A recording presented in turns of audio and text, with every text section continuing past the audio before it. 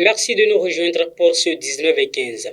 Le comité de pilotage du compact régional Bénin-Niger a tenu au cours de la semaine dernière à Washington un atelier de négociation avec les États-Unis à travers le Millennium Challenge Corporation MCC. Cet atelier, présidé par le ministre d'État Abdoulaye Biochane, a pour but de déboucher sur la signature de l'accord de don du compact régional Bénin-Niger. À l'issue des travaux, un accord de principe sur ce point ainsi que sur beaucoup d'autres points ont été trouvés entre la délégation béninoise et le MCC. Pendant ce temps, l'on assiste à une opération de contrôle des prix des produits de première nécessité plafonnée par le gouvernement. Une délégation du comité départemental du Mono, conduite par le préfet Bienvenu Milourin, était samedi dernier dans les boutiques et marchés du Mono. Cette mission a permis à la délégation départementale de constater le respect des prix à certains endroits pendant que d'autres ne sont pas respectés.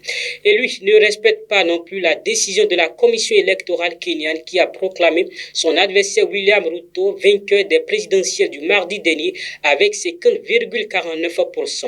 Raila Odinga, puisque c'est de lui qu'il s'agit, qualifie ces résultats de parodie et de mépris flagrant à la Constitution.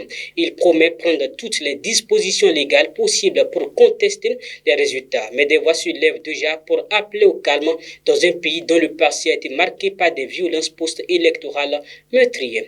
Et pour finir en sport, sauf retournement de situation, Mathurin de Chacus sera reconduit à la tête de la Fédération béninoise de football pour un mandat de 4 ans à travers la liste unique dénommée Allons plus loin.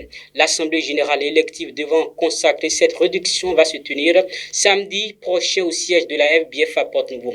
Pour son mandat, la liste Allons plus loin a défini 10 axes stratégiques, entre autres le développement du football à la base par l'organisation des championnats de catégorie d'âge, le renforcement des actions de soutien au développement des clubs de football féminin et la mise en place de l'académie de formation des jeunes filles au football, l'organisation après chaque saison sportive de la cérémonie de célébration et récompense des meilleurs acteurs. Mesdames et messieurs, ce Flash Info tire vers sa fin, mais avant de nous fausser compagnie, regardez ceci.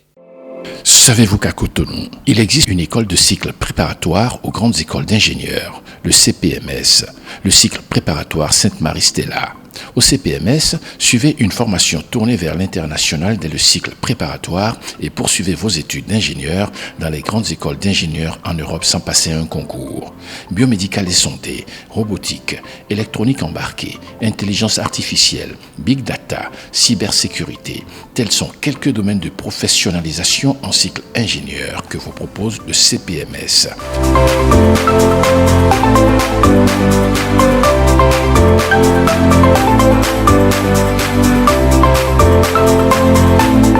Le CPMS est ouvert aux bacheliers des séries C, D, E et F. Contact 62 72 10 72. C'est sur cette note publicitaire que nous refermons les pages informatives de ce mardi 16 août 2022. Merci pour l'attention et surtout au cycle préparatoire Marie-Stella du Cotonou. Bonsoir chez vous.